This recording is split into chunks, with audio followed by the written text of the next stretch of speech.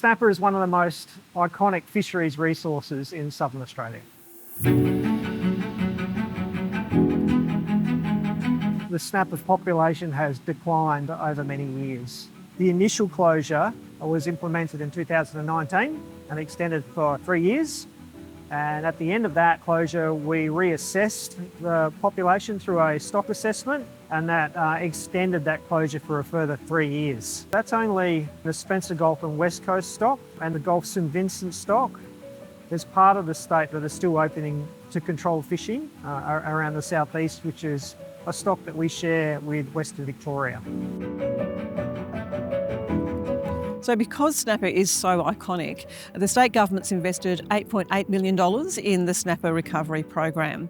Now that's got a number of components. The first is the snapper science program, so $5 million, and that's a collaboration between the South Australian Research Development Institute, SARDI, as well as the FRDC. Interestingly, the single biggest investment in Australia into a single species. There's also $2.4 million to assist affected fishers and $1.2 million for the snapper restocking program. So that's releasing close to 1 million fingerlings into South Australian waters and also some reef rebuilding to assist with addressing that depletion of the snapper stocks.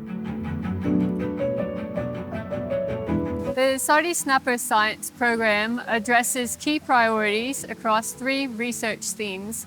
These are biology and ecology, estimates of biomass, and monitoring and assessment.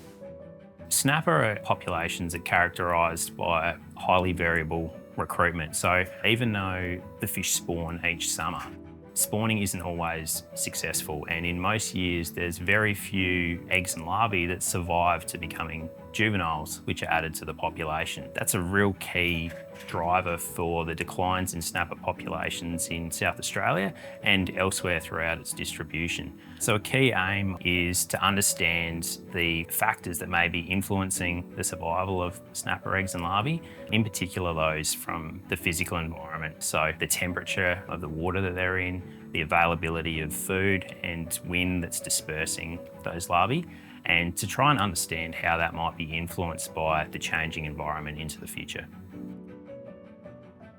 So one of the main priorities for snapper research is to develop a fishery-independent method to estimate biomass. And that can be incredibly hard, considering it's hard to estimate the number of fish in a population. We're working on 4 different techniques, one of those being the DEPM refinement study, so that's the daily egg production method. Then there's the close-kin mark recapture technique, and then the hydroacoustic surveys, and then also redevelopment of the stock assessment model, which estimates biomass. Each technique has its pros and cons, and we're going to work through different techniques to assess which method is appropriate for snapper. A core component of any fishery science program is to be monitoring the stock. There's a range of ways that can be done, but it's essential to understand how the populations function and to detect evidence of recovery. The collection of biological samples provides us information on the length, the weight, the sex, the maturity and the age of each fish, which we use to build a profile of fish in that region. So SARDI is doing an assessment of the snapper stock. That will be ready later this year. So that's really rigorous. It's got to be really robust because that will be a huge part of the information we rely on to make a decision of whether the fishery can reopen. And the Snapper Science Stakeholder Group, the SSSG, is also a really important part of that work and that planning. Yeah, so I have a membership position on the Snapper Science Stakeholder Group. I provide advice from a recreational perspective and offer the nuances specific to the recreational fishing community. And that includes working groups, meetings, and in the general public through general communications as well. The stock assessment for snapper is currently underway and it's expected to be delivered at the end of the year. And that stock assessment is going to be really important to inform the review of the current fishery management that will happen after that.